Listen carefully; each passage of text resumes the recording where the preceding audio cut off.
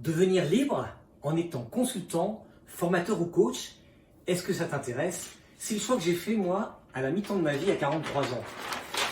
Est-ce que tu fais partie, de quoi fais-tu partie dans les salariés?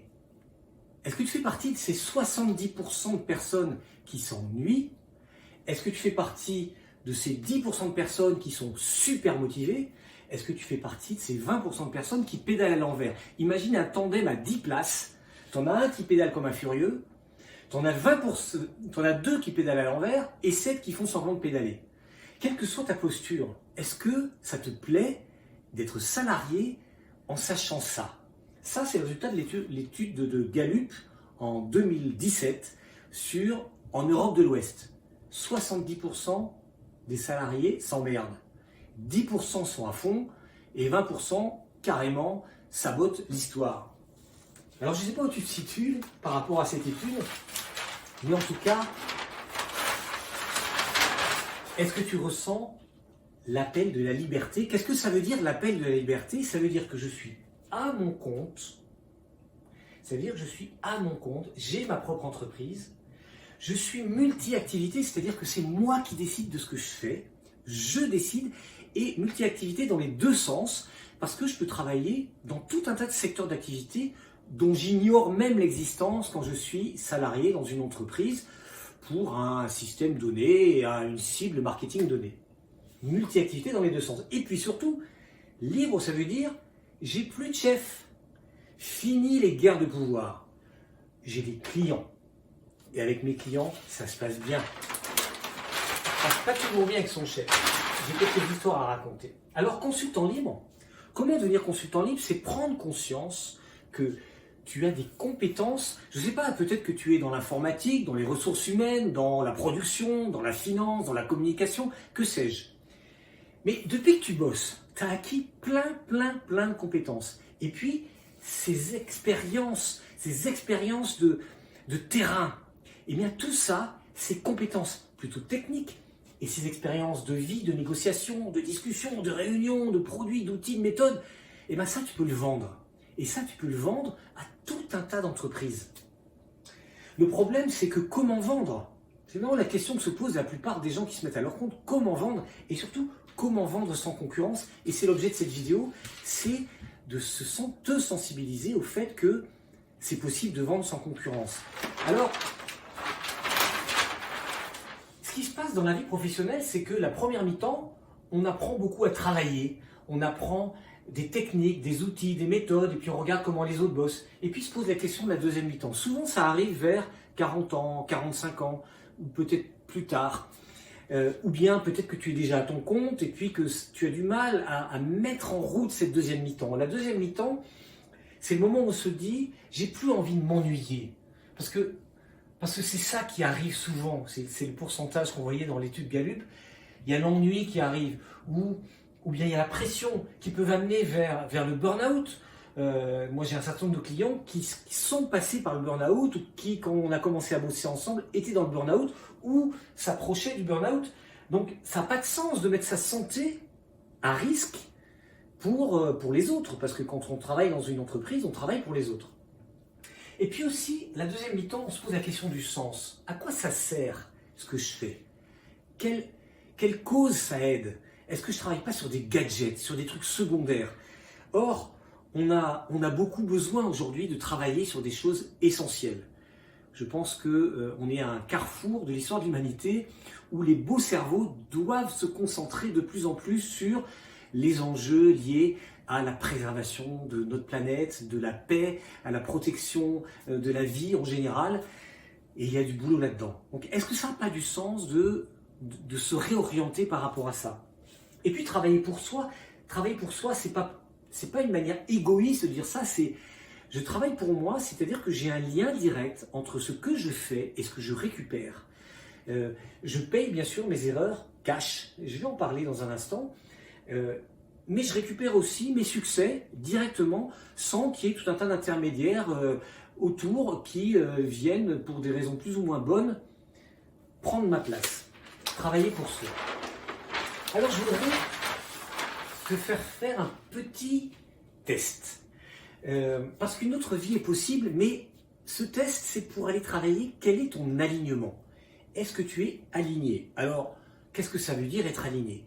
Le test, ça consiste à répondre à 5 questions. Donc, je te propose de prendre un papier, un crayon, et puis de répondre à ces 5 questions en mettant 5 notes. Les notes vont de 0 à 100. 0, c'est « Ah, Laurent, quand tu poses cette question, burk, c'est pas du tout moi ça, je suis pas du tout là. » Et puis 100, c'est « Ah oui, ça c'est exactement la situation dans laquelle je me trouve avec toi, c'est exactement ce que je vis. » Donc de 0 à 100, et puis tu peux mettre entre 0 et 100 la note à peu près que tu estimes être la plus juste par rapport à ces 5 questions. Tu es prêt? Tu as un stylo? Un papier? Alors c'est quoi les 5 questions? La première question, c'est est-ce que dans ton métier actuel, tu es très inspiré, tu as beaucoup d'idées, tu sais improviser? De 0 à 100, est-ce que tu dirais qu'en effet tu es inspiré, tu sais improviser, tu as des tas d'idées? 0 à 100. Voilà, mets la note qui te vient.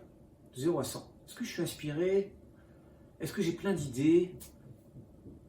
0 à 100. Deuxième question. Deuxième question de 0 à 100.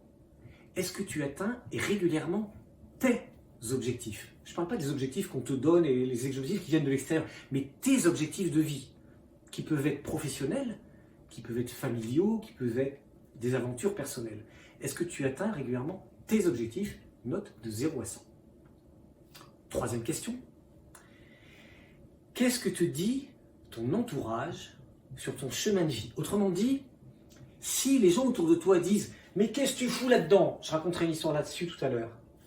Tu es plutôt vers le 0. Et si les gens autour de toi se disent « Mais tu es exactement à ta place, bonhomme », eh bien c'est plutôt 100. Quatrième question. Qu'est-ce que te dit ta petite voix intérieure sur ton chemin de vie? Est-ce que ta petite voix intérieure te dit « Bah, ouais, je suis là, mais c'est parce que, bon, ok, bof ». Ou bien 100, c'est « Oui, moi ce que je sens, c'est que je suis exactement là où je dois être. Je vibre ». Donc c'est plutôt 100. Et la cinquième question, c'est « Est-ce que tu es fier de ce que tu fais ?» 0, c'est bah alors vraiment pas, je fabrique des mines anti-personnelles, je suis vraiment pas fier. Tu as raison, tu ferais bien de faire autre chose. 100, c'est bah oui, je travaille sur une mission, sur une entreprise à mission, mais c'est pas du greenwashing, c'est du vrai, c'est de l'authentique. De 0 à 100. Maintenant, ce que je te propose, c'est additionne ces 4 notes. Tu additionnes ces 4 notes et scientifiquement, tu regardes cette note-là. Si tu es en dessous de 450, bah, tu n'es peut-être pas tout à fait aligné. Il y a peut-être du boulot à faire. Voilà, si tu n'es pas en dessous des 90% finalement. Tu n'es peut-être pas vraiment aligné. Et donc, première question, est-ce que tu as envie d'aller vers ton alignement, vers ton chemin de vie? C'est essentiel parce que ça, c'est sûr qu'à cet endroit-là, on ne s'ennuie plus.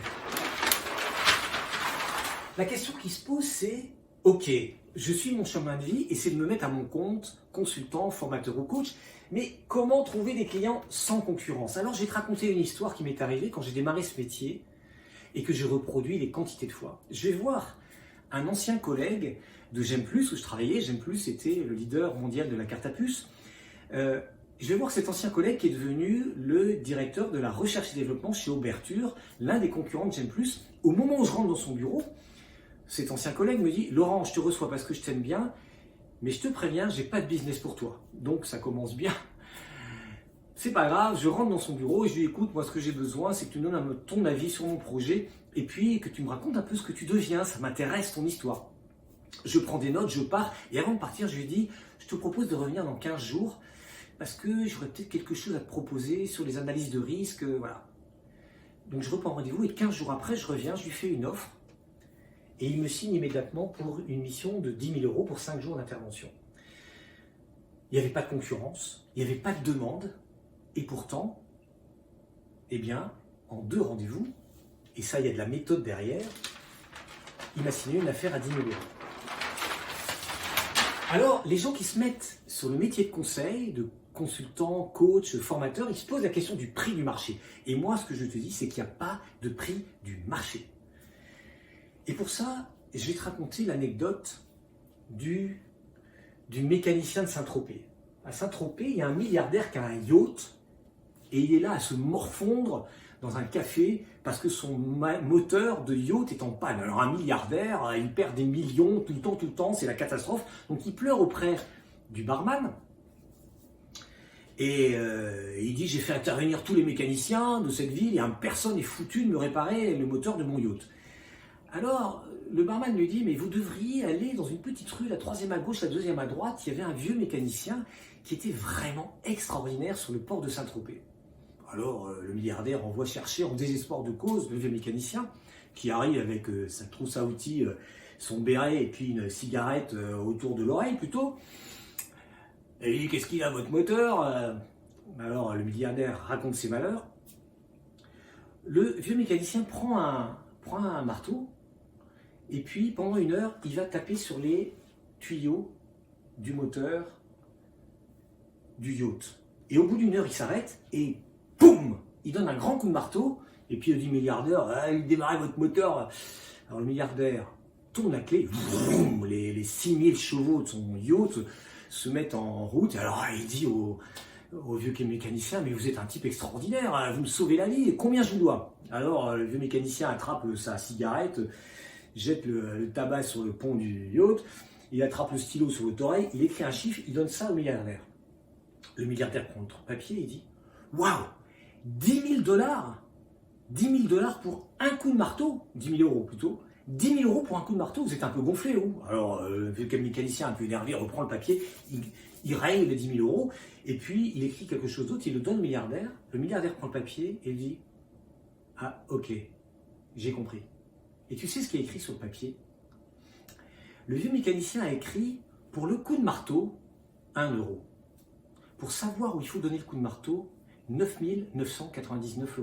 C'est ça la vente de conseil. C'est de la vente d'unicité, d'expérience, c'est de la vente de compétences, mais qui est unique, et c'est ta compétence que tu vends. 9 999 € pour savoir où il faut donner le coup de marteau. 9 999 €. En étant consultant, formateur ou coach, tu peux changer la vie des gens. Tu peux leur transformer leur histoire de vie.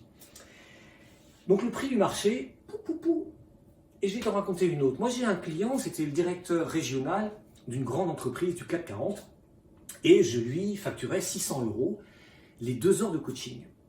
Et puis quelques mois plus tard, il se trouve promu à la direction générale, en tout cas il est promu à Paris, et puis voilà, il disparaît de mon environnement, mais 6-8 mois plus tard, je déjeune avec lui en Provence. Et puis pendant le déjeuner, il me dit: Laurent, il faut que je te dise, depuis que je suis dans le comité de direction à Paris, on m'a donné un coach. Alors il dit: bah, zut, c'est pas moi. Et alors je lui demande: ok, et alors tu peux m'expliquer ce que vous faites? Il me dit: bon, au fond, vous faites à peu près la même chose qu'avec toi, d'accord? Je peux te demander combien c'est facturé? Oui, bah écoute, j'ai 18 demi-journées à 4 500 € la demi-journée. 4 500 € la demi-journée, parce que c'est un coach à Paris? Parce que je suis au comité de direction? C'est quoi la question? Il n'y a pas de prix du marché. Il y a la valeur perçue par mon client. Moi, je facturais 2 heures 600 €. Le coach parisien facturait 4 500. Une autre question aussi qui se pose, c'est que: ah oui, mais moi je suis tout seul et il y a les gros. Alors, il y a un des premiers business que j'ai fait, c'était, je parlais de multi-activité, moi je viens de la high-tech. Je suis intervenu pour une société qui fait des olives. Ça n'a strictement rien à voir avec mon business. Et puis, le directeur général me dit: bon, votre offre m'intéresse, mais 10 000 €, vous êtes un peu cher. J'ai oublié un zéro d'ailleurs. 10 000 €, vous êtes un peu cher. Et puis, vous avez un concurrent d'IBM. Donc, je dis: ok. Mais voilà mon offre. Tout ce que j'enseigne, je l'explique, je le fais. Il me dit: ok, je signe avec vous, mais si jamais on refait affaire, je négocierai votre prix. Alors je fais mon business à 10 000 €, et puis après avoir livré, il me dit: ok, j'ai besoin maintenant de ça, ça, ça, ça et ça. Donc je lui fais une offre à 30 000 €, et quand je lui présente mon offre, il me dit: je signe et je négocie pas le prix parce que je sais ce que j'ai. En fait, il avait perçu la valeur. L'idée, quand on est consultant, formateur ou coach, c'est vendre de la valeur, c'est pas vendre du temps. Et puis une autre histoire, et donc ça c'était IBM, une autre histoire, je rencontre chez un de mes clients un responsable des risques, et puis il me dit, moi j'ai besoin de faire une mission, enfin j'ai besoin d'aide sur la cybercriminalité. Je ne suis pas du tout l'expert du sujet, en revanche j'avais un vrai sujet d'intelligence collective. Je l'écoute, je prends des notes, et il me dit, j'ai déjà une offre de Ernst & Young, l'un des 4 grands cabinets de conseil au monde. Alors, je comprends qu'il faut aller vite. Donc, je lui prends rendez-vous 3 jours plus tard. Je lui dis, ok, je reviens dans 3 jours avec une offre. 3 jours plus tard, c'est un peu un chiffre magique, mais je suis revenu 3 jours plus tard avec une offre à 10 000 euros. Et en fait, il a signé immédiatement. Et je ne sais pas si tu sais pourquoi il a signé, je vais te le dire. Il a signé parce que je lui ai vendu de l'autonomie.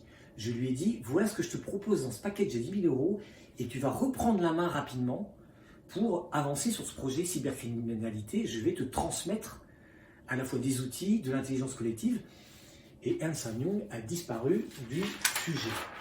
Donc les gros, pas forcément un sujet. Alors, moi depuis 2003, je suis consultant libre. Et je suis consultant libre et j'ai 5 enfants, famille recomposée.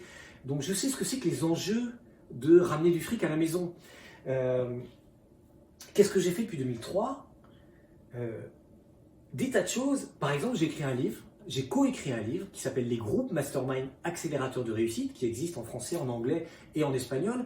Donc c'est un groupe, c'est un livre qui parle de comment développer la puissance de développement, comment crever son plafond de verre en s'entraînant dans un groupe d'entrepreneurs, d'intrapreneurs, etc. Et c'est un livre que j'ai coécrit en intelligence collective, donc un sacré défi. Et puis je fais d'autres choses. Par exemple, tous les ans, j'emmène des gens marcher dans le désert. C'est une marche initiatique. Et moi, je suis ingénieur au début avec MBA. Ça n'a strictement rien à voir avec ça. Mais c'est mon choix. J'adore ça. Marcher dans le désert, emmener des gens qui vont lâcher les fardeaux, qui vont se reconnecter à la nature, qui vont déconnecter. Donc, c'est mon choix de faire ça. Et personne ne me dit de le faire ou pas le faire. C'est moi, je décide.